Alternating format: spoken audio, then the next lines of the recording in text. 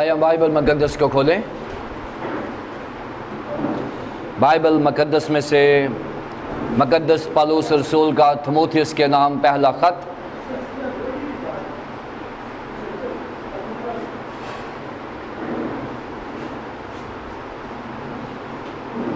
Bible مقدس میں سے مقدس تھموتھیوس کے نام پالوس رسول کا پہلا خط، اس کا چھٹا باب، اس کی 17ویں آیت سے 21ویں آیت تک۔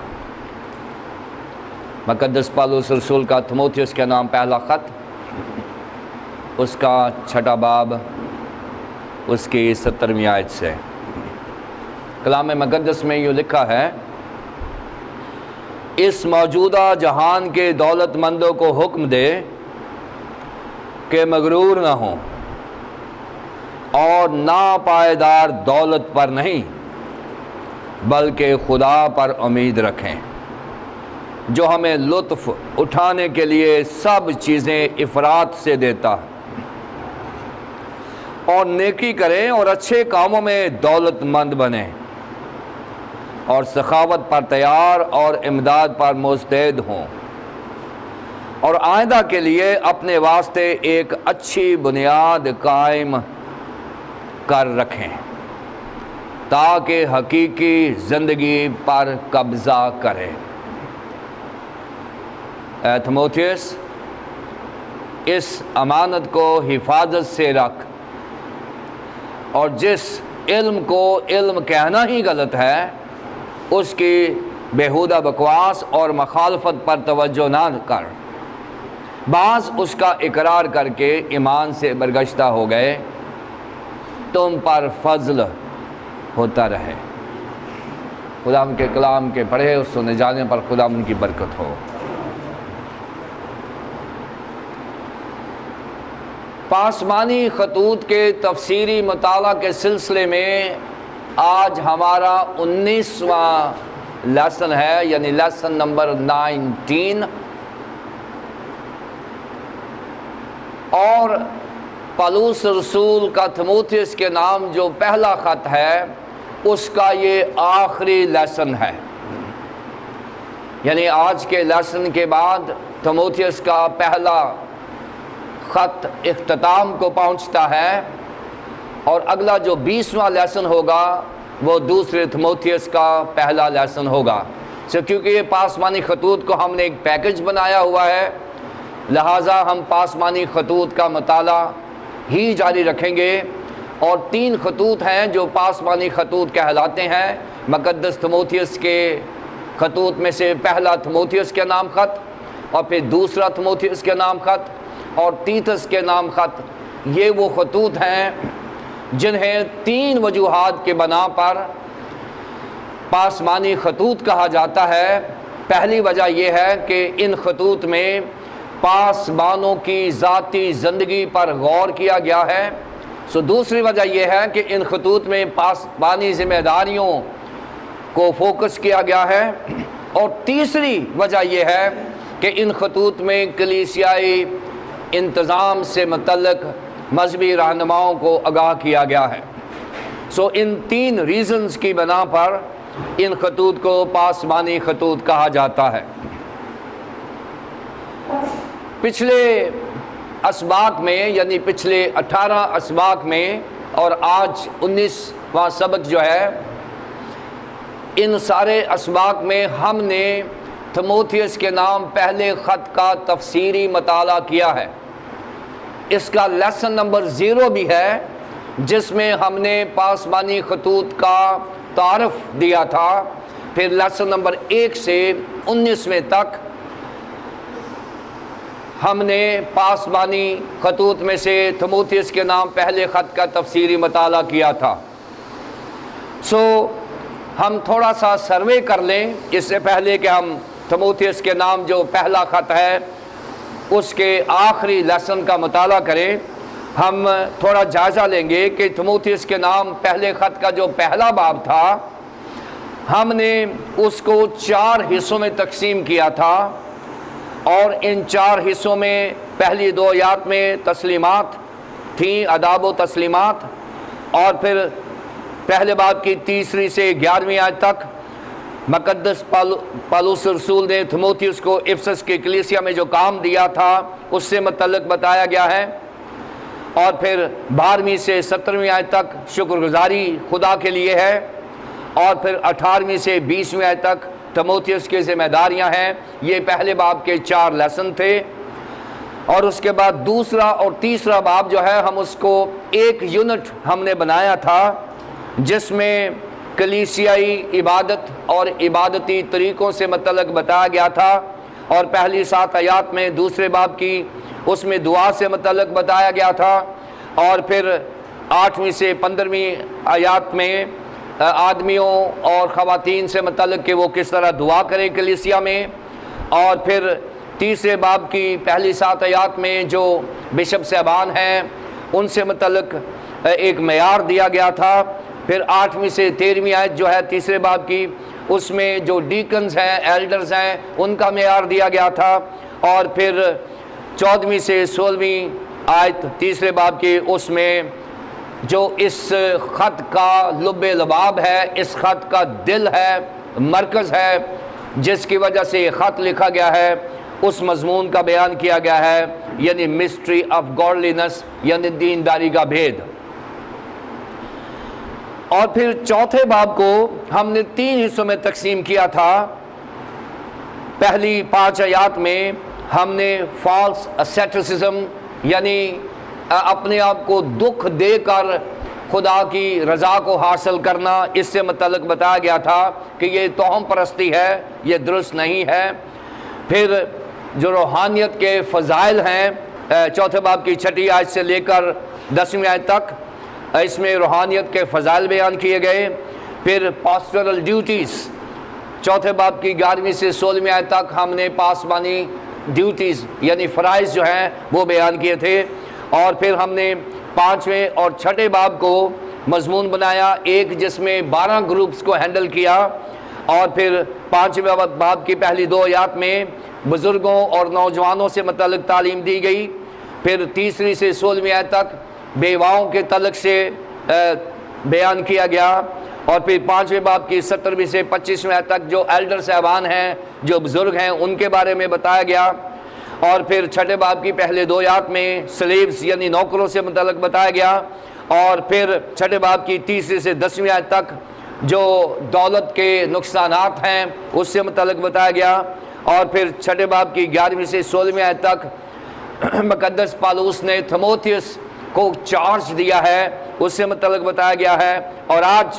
19ویں لیسن میں ہم دیکھیں گے کہ کس طرح سے مقدس پالوس رسول اس خط کا اختتام کرتے ہیں، اور 17 آیت سے 21 آیت تک جو ہمارے سامنے لیسن ہے اس کا مضمون ہے کلوزنگ انسٹرکشنز، یعنی اب مقدس پالوس رسول ایک سمری بنانے لگے ہیں، اس کتاب کو ختم کرنے لگے ہیں، اور انہوں نے جو اختتامی جو الفاظ ہیں وہ بیان کیے ہیں۔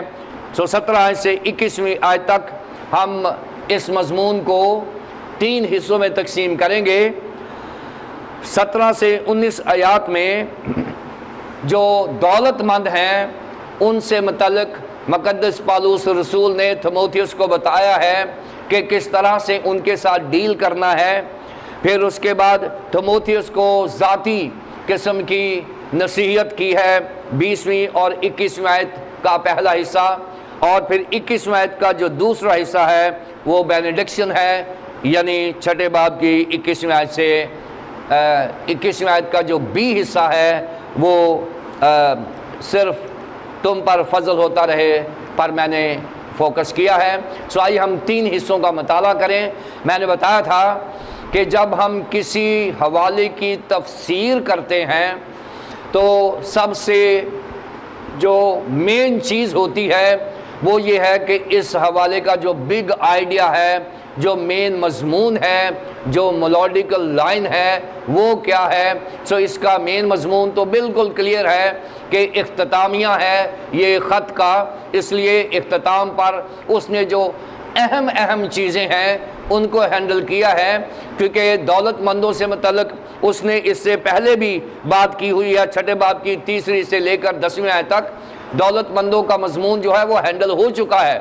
لیکن میں سمجھتا ہوں کہ مقدس پالوس رسول جو ہے اب وہ پچھلے سارے جو 6 ابواب ہیں ان کو ایک سمرائز کرتا ہے، اور 2 بڑی اہم چیزیں جو ہیں وہ جاتے جاتے لکھ دیتا ہے، تاکہ مقدس تیموتھیوس کے علم میں یہ بات ہو جائے کہ یہ اہم چیز ہے جو جاتے جاتے میٹنگ کلوز کرتے کرتے اس نے لکھی ہے۔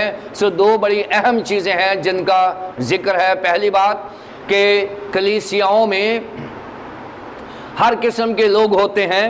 آئیے ہم دیکھیں 17ویں سے لے کر 18ویں اور 19ویں آیت میں یہاں لکھا ہوا ہے، اس موجودہ جہان کے دولت مندوں کو حکم دے کہ مغرور نہ ہوں اور ناپائیدار دولت پر نہیں بلکہ خدا پر امید رکھیں، اور جو ہمیں لطف اٹھانے کے لیے سب چیزیں افراد سے دیتا ہے، اور نیکی کریں اور اچھے کاموں میں دولت مند بنیں اور سخاوت پر تیار اور امداد پر مستعد ہوں، اور آئندہ کے لیے اپنے واسطے ایک اچھی بنیاد قائم کر رکھیں تاکہ حقیقی زندگی پر قبضہ کریں۔ یہ 3 آیات ہیں جن میں اس جہان کے دولت مندوں کو فوکس کیا گیا ہے۔ اب ہم اس کا مطالعہ کریں گے ان آیات کا کہ پالوس رسول کیوں اتنے سیریس ہو رہے ہیں دولت مندوں کے سلسلے میں۔ جیسے میں نے اس خط کے کانٹیکسٹ میں بتایا تھا کہ یہ جو افسس کی کلیسیا ہے اس کی عمر ابھی 10 سال ہوئی ہے جب پالوس رسول نے تیموتھیوس کو یہ خط لکھا ہے، تو یہ کلیسیا بہت میچور نہیں ہے، اور جو امچور کلیسیا ہوتی ہے وہ اپنے ایمان میں کسی وقت بھی متزلزل ہو سکتی ہے۔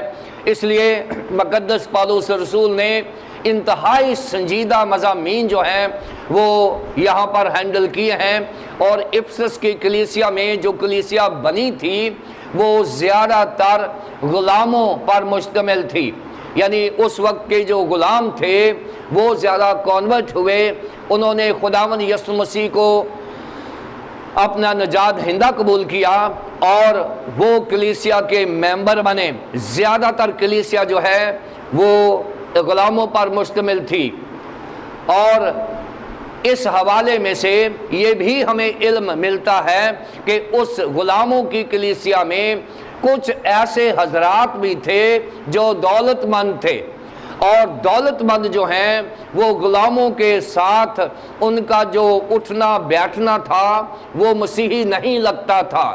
جو دولت مند تھے وہ شاید اس وقت اپنے سٹیٹس میں اگر کوئی گاڑیاں ہوں تو وہ گاڑیوں پر آتے ہوں گے، اگر ان کے اچھے کپڑے ہوں تو وہ اچھے لباس میں آتے ہوں گے، وہ اچھے اچھے کھانے بھی لے کر آتے ہوں گے، وہ کلیسیا کے لیے اٹریکشن پیدا ہو گئی ہوگی ان کے نزدیک۔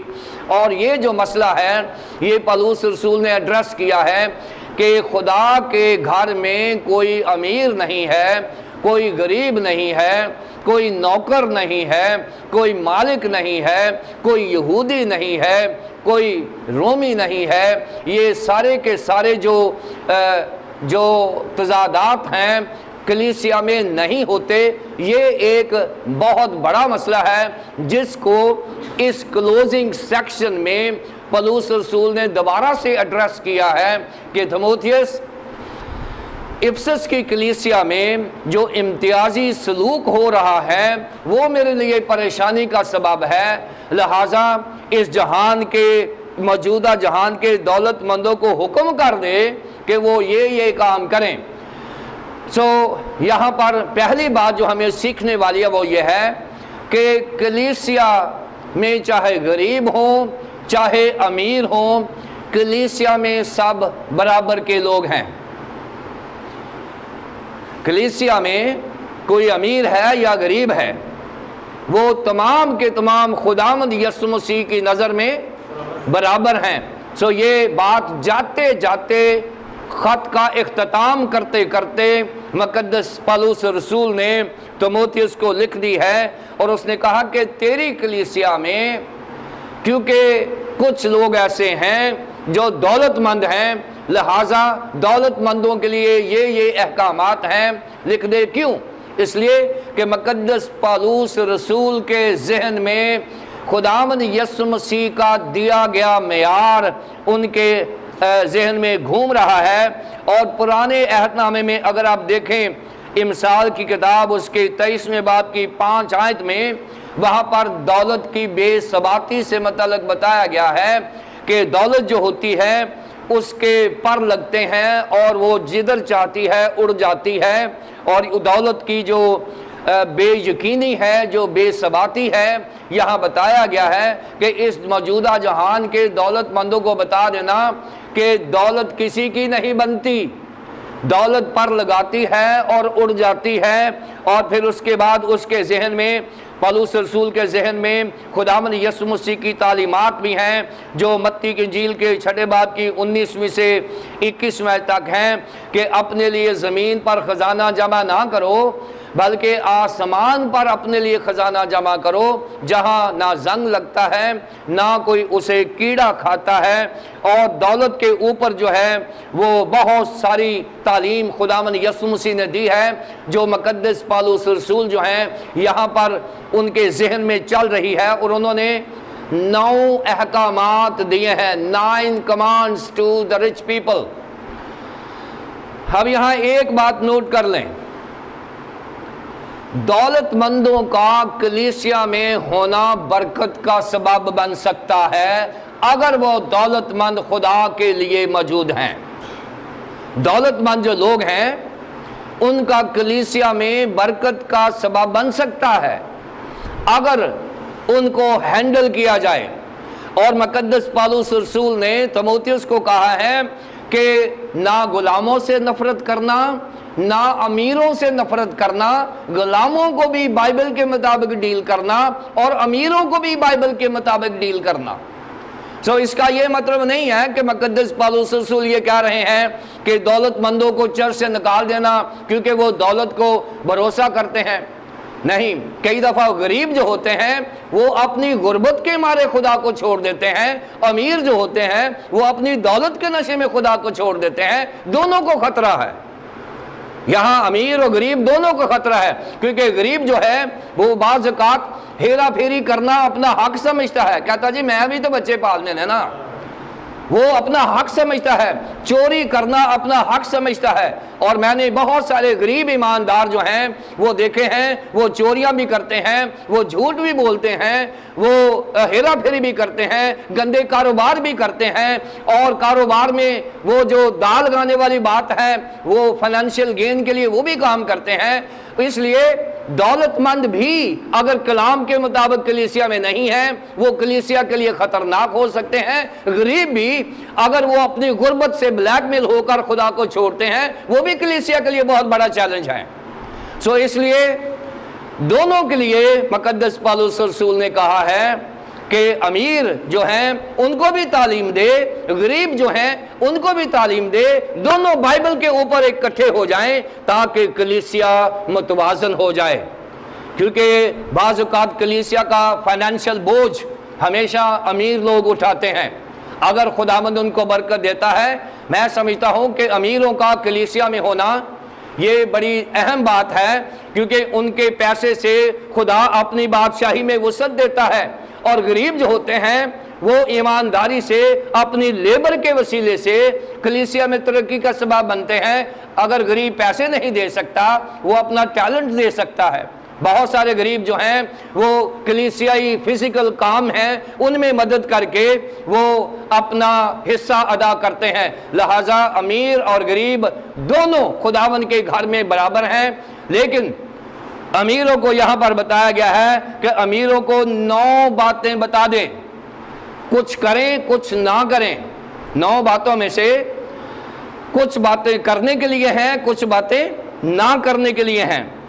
پہلی بات جو ہے وہ بتائی گئی ہے کہ ان کو بتا دے کہ وہ مغرور نہ ہوں، مغرور نہ ہوں، کیونکہ دولت جو ہوتی ہے وہ ایک اپنی ذات میں خدا ہوتی ہے۔ ذہن میں رکھیں، دولت میمن اس کو کہتے ہیں، ارامئی زبان میں میمن کہتے ہیں، اور اس کا جو مادہ ہے وہ الف میم اور نون ہے جہاں سے امن یا ایمان لفظ بنتا ہے۔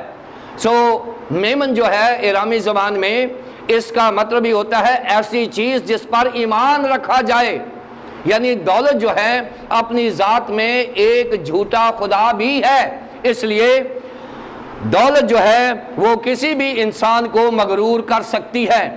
تو پہلا حکم جو ہے دولت مندوں کے لیے کہ جو مسیحی دولت مند ہیں، خدا نے آپ کو دولت اس لیے نہیں دی کہ آپ اپنی دولت کو خدا بنا لیں، خدا نے اس لیے دولت دی ہے کہ آپ خدا کی بادشاہی کی وسعت کے لیے اپنی دولت استعمال کریں۔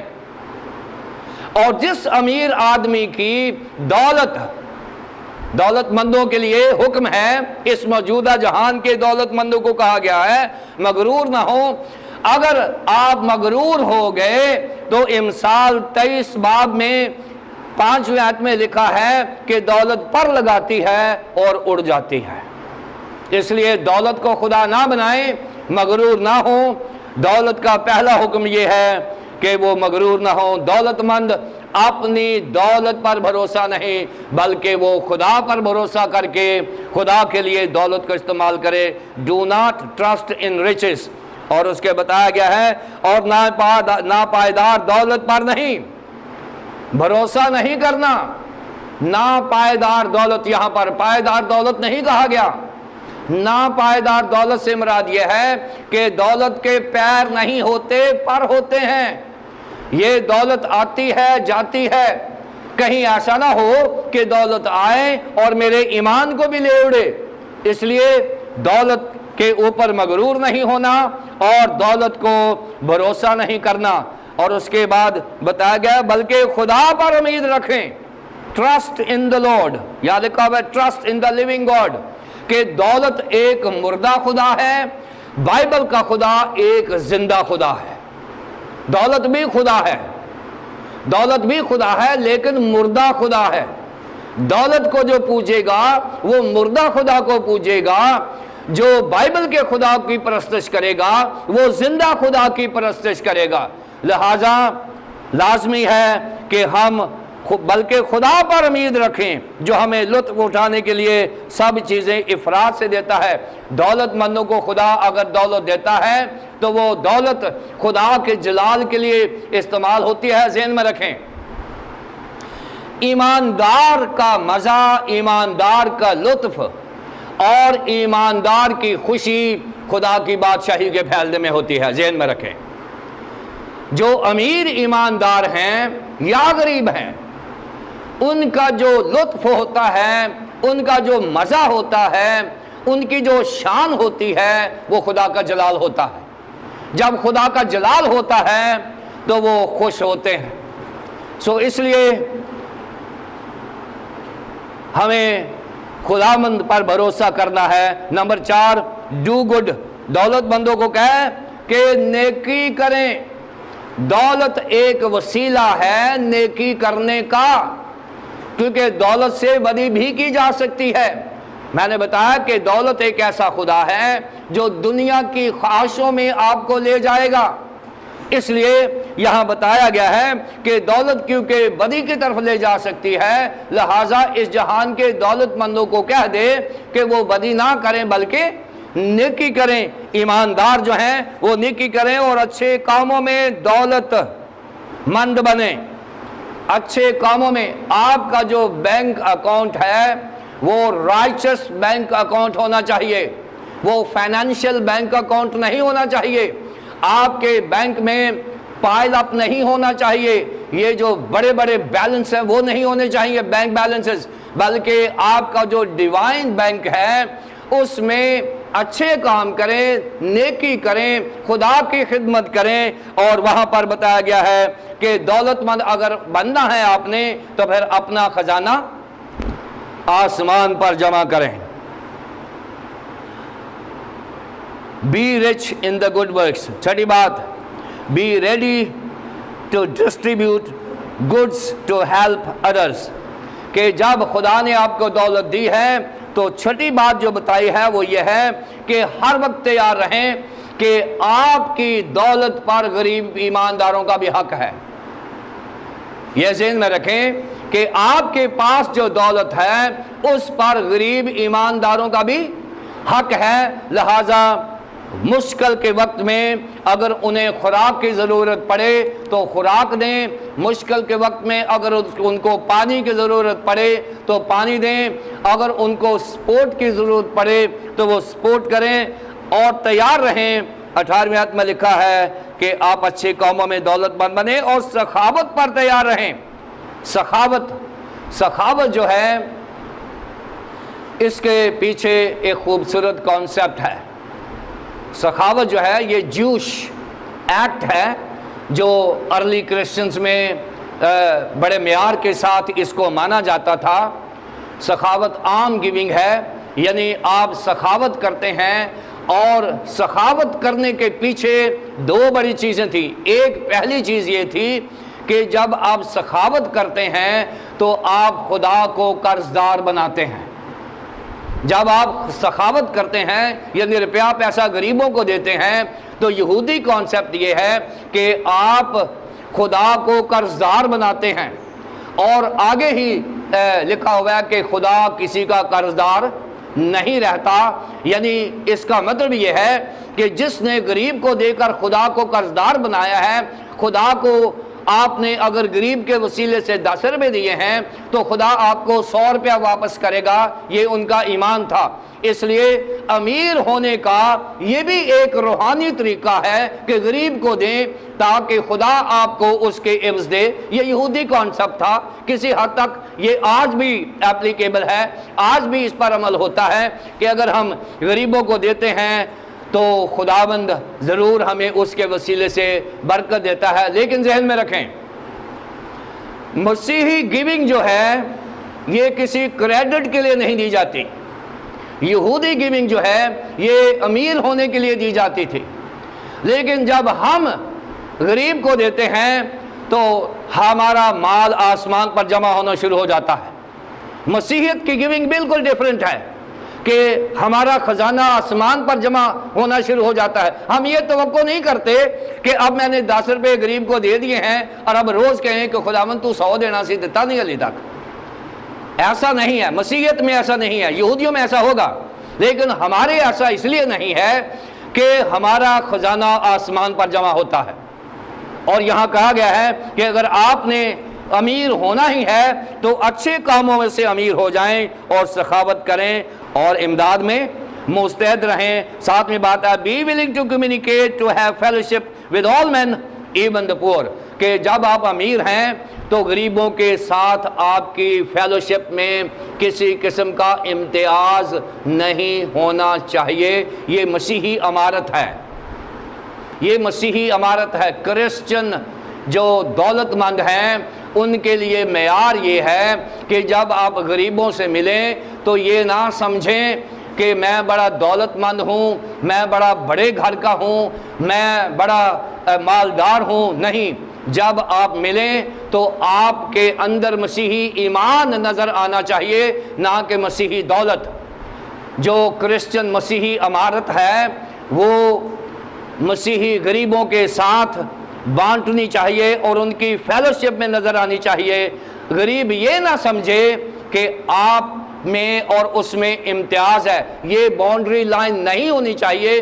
یہ جاتے جاتے مقدس پالوس رسول کہہ رہے ہیں۔ اور 8ویں بات lay up treasure in heaven، کہ اپنا خزانہ آسمان پر جمع کریں 19ویں آیت میں، اور پھر lay hold on eternal life، کہ زندگی جو ہمیشہ کی زندگی ہے اس پر قبضہ کر لے۔ پالوس رسول نے تھموتھیوس کو فائنل انسٹرکشنز دے دی ہیں کہ تیری کلیسیا میں غریب بھی ہیں امیر بھی ہیں، اب تو اس طرح کر کے ان کو حکم دے دے کہ وہ 9 احکامات پر عمل کریں، اور جب 9 احکامات پر عمل کریں گے تو نامہ کیا ہے؟ ہمیشہ کی زندگی پر وہ قبضہ کر لیں گے۔ یعنی ایک غریب اور امیر ہمیشہ کی زندگی پر اپنے مسیحی اعمال سے قبضہ کر سکتا ہے۔ یعنی ہمارا رائٹ ہے کہ ہم ہمیشہ کی زندگی کو قبضہ کر لیں۔ قبضہ کرنے سے مراد یہ ہے کہ ہم حق کلیم کر دیں گے، ہمارا رائٹ ہو جائے گا اس ہمیشہ کی زندگی پر جو خداوند یسوع مسیح کے وسیلے سے ہمیں ملی ہے، اس کی جان کا نذرانہ دینے کے بعد ہمیں حاصل ہوئی ہے، اس کے مردوں میں سے زندہ ہونے کے بعد ہم اس کو حاصل کر سکتے ہیں اگر ہم خداوند یسوع مسیح پر ایمان رکھتے ہیں۔ اس پیسج کو ایک ربی ہے، اس کی مثال دے کر میں ختم کرنا چاہتا ہوں۔ یہ جو 17 سے 19ویں آیت تک ہے، ایک ربی ہے جس کا نام ہے مونوباز، مونوباز MONOBAZ، مونوباز۔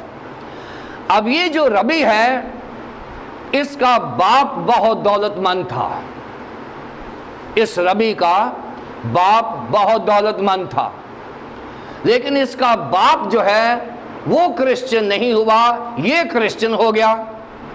مونوباز جو ہے یہ کرسچن ہو گیا، اور اس کا مطلب یہ ہے کہ یہ مسیحی ایماندار، دولت مند ایماندار بن گیا۔ مونوباز جو ہے یہ دولت مند بن گیا، اور مین وائل کیا ہوا، جیسے آج کل ہم ایک بہت بڑے پینڈیمک میں ہیں، کرونا وائرس کووڈ-19 کے نیچے ہیں، سو اس طرح کی وبا جو ہے اس وقت بھی آ گئی، اور یہ جو ربی ہے اس نے یہ جو دولت ہے وہ غریبوں کو دینا شروع کر دی، جو بھوکے تھے ان کو دینا شروع کر دیا، جو ضرورت مند تھے ان کو دینا شروع کر دیا۔ اور اس کے پاس اس کا کوئی کزن آتا ہے، وہ کہتا ہے کہ تیرے باپ نے یہ دن رات محنت کر کے دولت کمائی ہے اور تو دونوں ہاتھوں سے لٹا رہا ہے۔ اس ربی نے جو مسیحی ہو گیا تھا کیا جواب دیا؟ اس نے 3 جواب دیے۔ پہلا جواب یہ تھا کہ my father laid treasure below, I have laid it up above، کہ میرے باپ نے زمین پر مال جمع کیا، میں اپنا مال آسمان پر جمع کر رہا ہوں۔ پہلی بات اس نے کہی۔ دوسری بات ربی نے کہی اپنے کزن کو، my father laid up treasure of mammon, I have laid up treasure of soul، کہ میرے باپ نے میمن جو ہے دولت کو کہتے ہیں کہ دولت جمع کی، میں خدا کے لیے روحیں جمع کر رہا ہوں۔ اس ربی نے جواب دیا کہ میرے باپ نے دولت جمع کی لیکن میں روحیں خدا کے لیے جیت رہا ہوں۔ تیسرا جواب اس نے دیا، my father laid up treasure for this world, I have laid up treasure for the world to come، کہ میرے باپ نے تو اس دنیا کے لیے دولت جمع کی تھی، میں اس دنیا کے لیے دولت جمع کر رہا ہوں جو آنے والی ہے، یعنی آخرت اس نے کما لی ہے۔ سو اس وجہ سے مقدس پالوس رسول نے تیموتھیوس کو حکم دیا ہے کہ تیری کلیسیا میں غریب بھی ہیں امیر بھی ہیں، ان کو بائبل کی تعلیم کے مطابق معیار دے دے کہ غریب کو کیسا ہونا چاہیے اور امیر کو کیسا ہونا چاہیے، لیکن دونوں کا حق ہے کلیسیا میں شمولیت، دونوں کو برابر ڈیل کرنا، لیکن بائبل کے مطابق دونوں کو تعلیم دینا۔ یہ 17ویں سے 19ویں آیت تک کا۔ آئیے ہم 20ویں آیت اور 21ویں آیت کا پہلا حصہ دیکھیں۔ اے تیموتھیوس، اس ایمانت کو حفاظت سے رکھ، اور جس علم کو علم کہنا ہی غلط ہے اس کی بےہودہ بکواس اور مخالفت پر توجہ نہ کر، بعض اس کا اقرار کر کے ایمان سے برگشتہ ہو گئے۔ پہلے تیموتھیوس کو ایڈوائز کیا غریبوں کے تعلق سے 17 سے 19ویں تک، اب 20ویں اور 21ویں آیت کا پہلا حصہ جو ہے یہ تیموتھیوس کو ذاتی طور پر آخری بات کر دی ہے پولس رسول نے اس خط کو ختم کرنے سے پہلے۔ اس نے کہا تیموتھیوس، اور جب بھی ذہن میں رکھیں، جب بھی مقدس پولس رسول تیموتھیوس کو نام لے کر پکارتے ہیں تو اس کے پیچھے ایک مقصد ہوتا ہے، کیونکہ تیموتھیوس میں نے بتایا تھا کہ تیمے اور تھیوس 2 یونانی زبان کا مرکب ہے۔ تیمے اور تیموس یا تھیوس، یہ جو 2 الفاظ ہیں، تیمے کا مطلب ہے آنر، عزت، اور تھیوس کا مطلب ہے खुदा, यानी खुदा की इज्जत करने वाला। और यहाँ पर जब भी थिमोथियस को ए थिमोथियस कहा जाता है तो इसके पीछे क्या है कि ए वो शख्स जो खुदा की इज्जत करता है, ए थिमोथियस तू जो खुदा की इज्जत करने के लिए ही चुना गया है, ए थिमोथियस तेरा नाम और तेरा काम उसमें फर्क नहीं आना चाहिए। और क्या है आगे, ए थिमोथियस तू जो खुदा की इज्जत के लिए चुना गया है, इस इमानत को हिफाजत से रख। अब ये कौन सी इमानत है? इस इमानत को हिफाजत से रख। और इमानत कौन सी है? खुदावंद यीशु मसीह पर उसका ईमान, बाइबल की थियोलॉजी के ऊपर उसका ईमान, बाइबल की डॉक्ट्रिन पर उस पर ईमान, और बाइबल की जो तालीमात हैं उस पर उसका ईमान।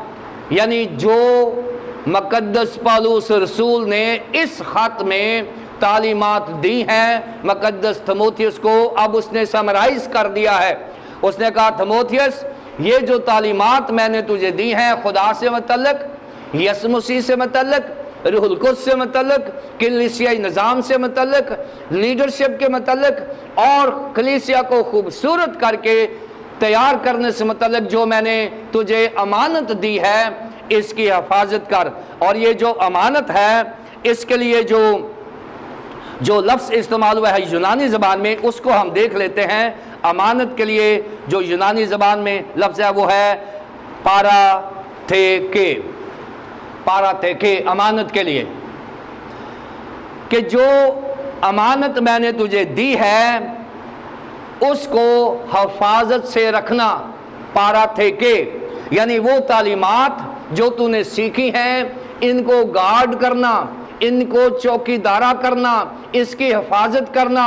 ये तालीम जो मैंने तुझे दी है इसको कोई चुरा कर ना ले जाए। सो थिमोथियस जो तूने सीखा है इसकी हिफाजत करना, पाराथेके, इसको चौकीदार करना, इसके गिर्द बार लगाना, इसमें किसी किस्म की मिलावट नहीं होनी चाहिए। तेरी तालीम में किसी किस्म डिस्टॉर्शन नहीं होनी चाहिए, तेरी तालीम में किसी किस्म की मिलावट नहीं होनी चाहिए। खालिस किस्म की तालीम देते रहना, इसकी हिफाजत करना। और ये जो पाराथेके है इसका एक और भी मतलब है। इसका मतलब है ये जो खुदा हमें औलाद की नेमत देता है इसको भी पाराथेके कहते हैं। एक तो वो जिम्मेदारियां हैं जो दीनी जिम्मेदारियां हैं, रूहानी जिम्मेदारियां हैं, जो बताई गई हैं कि थिमोथियस तू जो खुदा की इज्जत करने के लिए चुना गया है, बनाया गया है, बाइबल की तालीमात से इधर उधर ना होना। और नंबर 2 कि जो बच्चे तेरे सुपुर्द किए गए हैं उनकी तालीम मुकम्मल करके खुदा के हजूर पेश करना। ये दूसरा इसका मतलब है। अमानत से मुराद तालीम की हिफाजत है, और अमानत से मुराद वो बच्चे हैं जो खुदा ने वालिदैन को दिए हैं। यहाँ थिमोथियस को जो बच्चे दिए गए हैं वो इफिसस की कलीसिया है, और यहाँ इफिसस की कलीसिया जो है वो थिमोथियस के बच्चे हैं। और आज भी जो भी किसी भी कलीसिया का कोई पासबान है उसकी कलीसिया के लोग उसके बच्चे हैं। और बताया गया कि उन बच्चों की हिफाजत कर, उनको तालीम दे, और उनकी तालीम ऐसी हो कि जब खुदावंद यीशु मसीह आए तो ये वो कलीसिया हो जिसमें कोई दाग या धब्बा, कोई झुर्री ना हो। थिमोथियस इस तरह से खुदा की इज्जत करना, अमली तौर पर खुदा की इज्जत करना, एक तो तालीमात की हिफाजत करना, क्रिश्चियन थियोलॉजी की और क्रिश्चियन डॉक्ट्रिन की। नंबर 2 जो कलीसिया तेरे सुपुर्द है उसकी भी हिफाजत करना यहाँ बताया गया है। और जिस इल्म को इल्म ही कहना गलत है, जिस इल्म को इल्म ही कहना गलत है। और ये जो अलूम हैं ये 3 किस्म के अलूम हैं जिनको इल्म नहीं कहा जा सकता। यहाँ बताया गया, पौलुस रसूल कह रहा है कि जिस इल्म को इल्म ही कहना गलत है। ये 3 किस्म के इल्म थे। पहला इल्म ये है, उस वक्त ये जो गनास्ती तालीमात हैं, गनास्ती तालीमात, नॉस्टिसिज्म, गनास्ती तालीमात हैं, इनका बड़ा دورہ تھا، اور گناستی تعلیمات کا جو مین جو فیتھ ہے، ایمان ہے، وہ یہ ہے کہ مادہ برا ہے اور روح جو ہے یہ پاک ہے، لہٰذا خدا کی روح جو ہے وہ کسی انسان مادہ میں نہیں آ سکتی، اور خداوند یسوع مسیح سے متعلق یہ بتایا جا رہا ہے کہ وہ خدا تو ہے لیکن وہ انسان نہیں ہے۔ گناستی یہ کہتے ہیں کہ ہو ہی نہیں سکتا کہ خدا کا روح جو ہے وہ کسی انسان میں آ جائے، کیونکہ خدا کا روح کسی مادہ میں نہیں آ سکتا۔ یہ پہلا وہ علم ہے جس سے متعلق پالوس رسول نے تیموتھیوس کو وارننگ دی ہے کہ یہ جو گناستی فلسفہ ہے یہ ہمارے خداوند یسوع مسیح کی شخصیت، اس کی الوہیت اور اس کے کردار کے منافی ہے، یہ بائبل کی تعلیمات سے نہیں میچ کرتا، اس کو تو علم ہی نہیں کہنا چاہیے، اس کو کیوں علم کہا جا رہا ہے؟ یہ پہلا وہ علم ہے جس کو مقدس پالوس رسول کہتے ہیں کہ ایسے علم کو تو علم کہنا ہی درست نہیں ہے جو بائبلز کے ساتھ میچ نہیں کر رہا اور خدا کی تعلیم دے رہا ہے۔ اس لیے جو خدا کی تعلیم دے اس کا معیار بائبل ہونا چاہیے، اس کا معیار پی ایچ ڈی نہیں ہونا چاہیے، اس کا معیار کوئی فلسفہ نہیں ہونا چاہیے، اس کا معیار کوئی ایڈیالوجی نہیں ہونی چاہیے، اس کا معیار بائبل ہونی چاہیے۔ اور یہاں بتا رہا ہے کہ تیموتھیوس، گناستی جو لوگ ہیں وہ یہ کہتے ہیں کہ مادہ برا ہے، روح اچھی ہے، یہ تعلیم اس کو تو علم کہنا ہی ٹھیک نہیں ہے، یہ بےہودہ بکواس ہے، اس کی بات نہ ماننا۔ دوسرا علم کون سے ہے؟ بہت سارے اس وقت کے جو یہودی علماء تھے، پہلا میں نے گناستی بتایا ہے، دوسرا ہے یہودی علماء۔ یہودی علماء جو اسکالرز تھے وہ یہ کرتے تھے کہ پرانے عہد نامے کی باتوں کو لے کر نئے عہد نامہ کی باتوں کے ساتھ میچ کرتے تھے اور کنٹرڈکشن پیدا کرتے تھے، مخالفت پیدا کرتے تھے۔ وہ کہہ رہے تھے کہ دیکھیں یہاں پر لکھا ہے کہ آپ دائیا کی دو اور آپ دائیا کی نہیں دیتے، یہاں پر لکھا ہے دو دو تین تین شادیاں کرو، آپ کیوں نہیں شادیاں کرتے؟ پرانے عہد نامہ تو کئی وہ پلیگمی ہے، بڑی ساری شادیاں ہیں، آپ نئے عہد نامے میں شادیاں کیوں نہیں کرتے؟ اس قسم کے حوالہ جات جو ہیں وہ پرانے عہد نامے سے نکالتے اور پھر نئے عہد نامے سے ان کو میچ کر کے پاسبانوں کو مشکل میں ڈالتے تھے۔ وہ یہ نہیں جانتے تھے کہ کرسچن ایڈیالوجی ایک نئی پریزنٹیشن ہے۔ کرسچن جو فیتھ ہے یہ ایک اچھوتا فیتھ ہے، یہ ریلیشن شپ ہے خدا کے ساتھ۔ خدا ریلیشن شپس کو پیار کر رہا ہے، یہاں پر خدا شریعت کو پیار نہیں کر رہا۔ God is not after the law, he is after the love۔ وہ خداوند یسوع مسیح کے وسیلے سے وہ پیار کر رہا ہے دنیا کو۔ اس لیے یہ جو یہودی اسکالرز تھے وہ نئے عہد نامے کے حوالوں کے ساتھ پرانے عہد نامے کے حوالے نکالتے اور اس وقت کے لیڈرز کو مشکل میں ڈالتے۔ پالوس رسول نے کہا ہے وہ سمجھتے ہیں کہ وہ بڑے عالم ہیں۔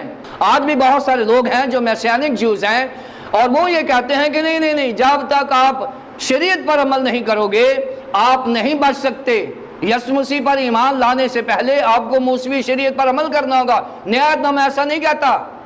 نیا عہد نامہ کہتا ہے جو کوئی اس پر ایمان لائے ہلاک نہ ہو، بلکہ جتنوں نے اس کو اپنا نجات دہندہ مان لیا انہوں نے اس کو خدا کے فرزند بننے کا حق بخشا۔ لہذا نیا عہد نامہ بالکل مختلف ہے۔ پرانے عہد نامے کے حوالوں کو نکال کے نئے عہد نامے کے ساتھ کمپیریزن کرنا، وہ کہہ رہا ہے مقدس پالوس رسول کہہ رہے ہیں تیموتھیوس ان باتوں کی پرواہ نہ کرنا، یہ بےہودہ بکواس ہے، یہ مسیحی ایمان کے مخالف ہے، یہ اپنے علم کرتے ہیں، اس علم کو تو علم کہنا بھی ٹھیک نہیں ہے۔ یہ دوسری بات ہے، پہلی بات گناستی، دوسری بات یہ یہودی اسکالر، تیسری بات جس کو علم ہی کہنا ٹھیک نہیں ہے، یہ جو افسس کی کلیسیا ہے اس کا جو بیک گراؤنڈ ہے یہ گریک ہے، ذہن میں رکھیں، یہ یونانی بیک گراؤنڈ والی کلیسیا ہے۔ اور یونانیوں کے بارے میں خداوند یسوع مسیح نے کہا تھا یہودی نشان مانگتے ہیں اور یونانی حکمت کو بلیو کرتے ہیں، ہے نا؟ پڑھا آپ نے، یہودی نشان مانگتے ہیں، معجزات مانگتے ہیں اور یونانی حکمت۔ یہ جو یونانی لوگ ہیں ڈبیٹ کرنا ان کا شغل تھا. ایسے ہی غیر ضروری بحث مباحثہ تکرار بحث و تکرار کرتے رہتے تھے. یہ ان کے جین میں یہ بات تھی کہ آپ نے یہ تکرار کرنا ہی کرنا ہے، بحث و مباحثے کرنے ہی کرنے ہیں.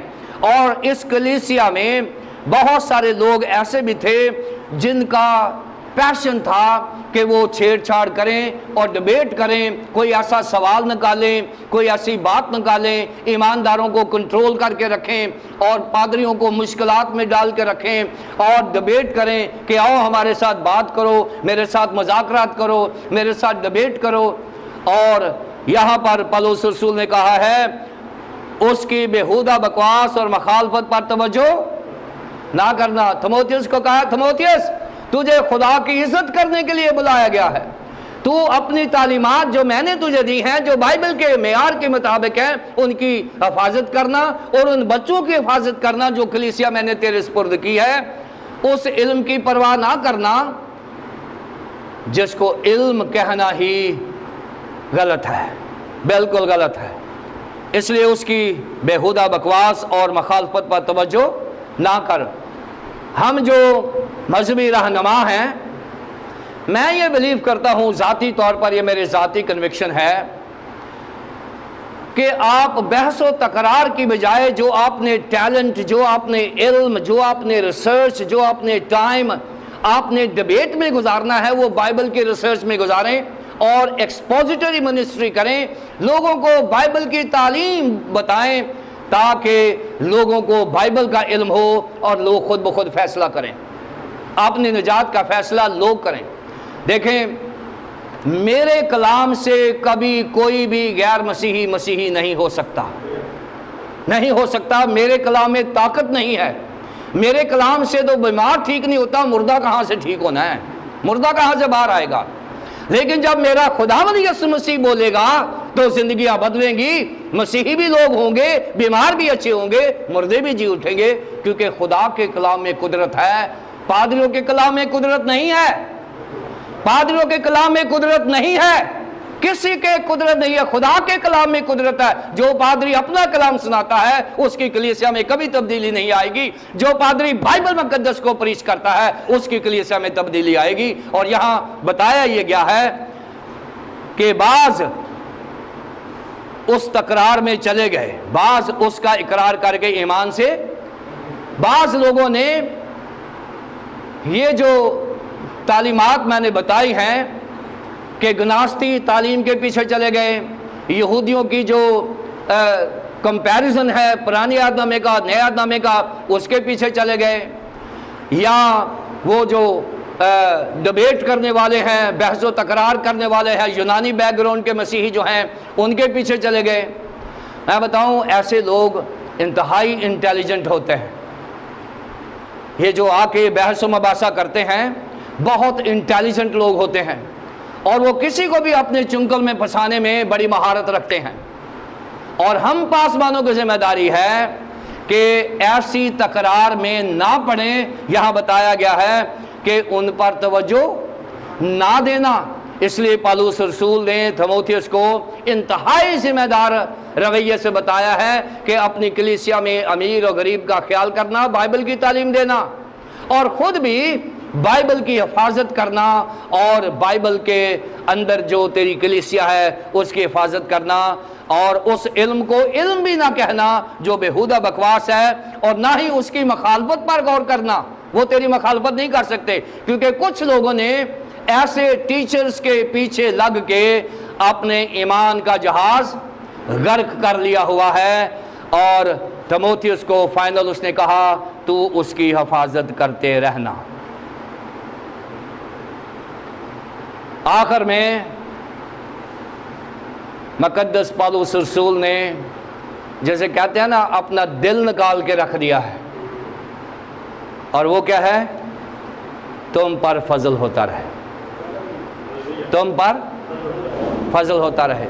میں آپ کو بتاؤں یہ جو فضل ہے یہ جتنا اس کا تجربہ پولس کا ہے دنیا میں کسی کا نہیں ہے. اس کی وجہ یہ ہے، فضل جو ہوتا ہے یہ عدالت کے اپوزٹ ہے. فضل جو ہے یہ عدالت کے اپوزٹ ہے. یا انسان پر عدالت ہو یا فضل ہو، دو ہی باتیں ہیں. ایک مجرم آدمی ہے، اس نے قتل کیا ہوا ہے، ایک مجرم ہے، اس نے قتل کیا ہوا ہے. اب اس کے دو ہی ہیں، یا تو اس پر عدالت ہو جائے اور اس پر 302 لگا دی جائے، اس نے قتل کیا ہوا ہے، یا اس پر فضل کیا جائے اور اس کو چھوڑ دیا جائے. عدالت اور فضل جو ہیں یہ دو ہیں. پالوس خداوند یسوع مسیح کے سامنے گیا، اس کے سامنے عدالت اور فضل دو تھے، اور یسوع مسیح نے اس پر فضل کر دیا اور عدالت نہیں کی، کیونکہ اس نے قتل کیا ہوا تھا. اسٹیون کو بھی قتل کیا ہوا تھا، بہت سارے لوگوں کو پکڑ کے قتل کیا، اور بہت سارے ایمانداروں کو وہ دور کر دیا خدا سے، اور ان کو رگیدا اور ان کو تشدد کیا. اور جب مقدس پالوس رسول کو یسوع مسیح نے پکڑ لیا، اس نے کہا کہ میں تیرے اوپر کوئی عدالت اس لیے نہیں لگا رہا، اور ایک جگہ کہتے ہیں کہ میں نے یہ کام نادانی سے کیا ہے نا، میں نے یہ کام نادانی سے کیے، اور اس نادانی کی وجہ پر خداوند یسوع مسیح نے بھی صلیب پر معاف کر دیا تھا کہ اب آپ ان کو معاف کر، کیونکہ یہ نادان ہے، یہ جانتے نہیں کیا کرتے ہیں. یہاں پالوس رسول کے اوپر وہی اپلیکیشن آ گئی ہے کہ پالوس نادان ہے، یہ جانتا نہیں کہ کیا کر رہا ہے، اس پر فضل کر دیتے ہیں. اور جب اس پر فضل ہو گیا تو فضل اس کی زندگی کا حصہ بن گیا. اب فضل سے زیادہ مانوس اور اس کا تجربہ رکھنے والا شخص دنیا میں اگر کوئی پیدا ہوا ہے تو وہ پالوس رسول ہے. اس لیے وہ ہر کسی کے ساتھ چاہتا ہے کہ ایمانداروں، اگر ہم عدالت کے لیے خدا کے سامنے آ گئے اور فضل نہ ہوا تو ہم سزائے موت کے نیچے آ جائیں گے. اور یہاں بتا کر رہا ہے تم پر فضل ہوتا رہے. جو میرے پر فضل ہوا، تموتھیوس تیرے اور تیری کلیسیا پر بھی فضل ہوتا رہے. اور آج یہ فضل میرے لیے اور ہم سب ناظرین اور حاضرین کے لیے پالوس کی یہ دعا ہے کہ تم پر فضل ہوتا رہے. عدالت نہیں، ہم فضل کے نیچے ہیں. خدا باپ، خدا بیٹے، خدا پاک روح کے نام سے.